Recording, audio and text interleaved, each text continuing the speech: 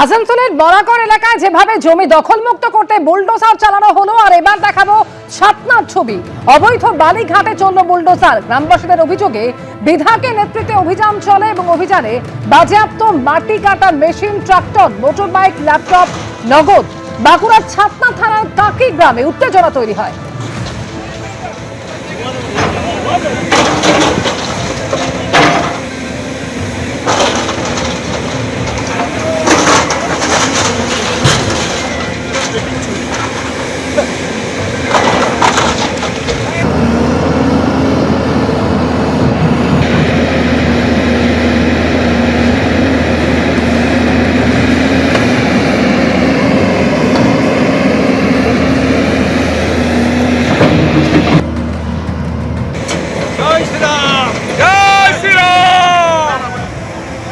যান্ত্রিক কারণে যোগাযোগ বিচ্ছিন্ন হয়েছে।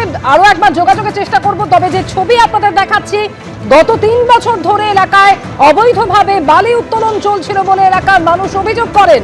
আর এরপরই স্থানীয় বিধায়ক সত্যনারায়ণ মুখোপাধ্যায় তার উপস্থিতিতে ভেঙে দেওয়া হলো সেই অবৈধ বালিঘাট।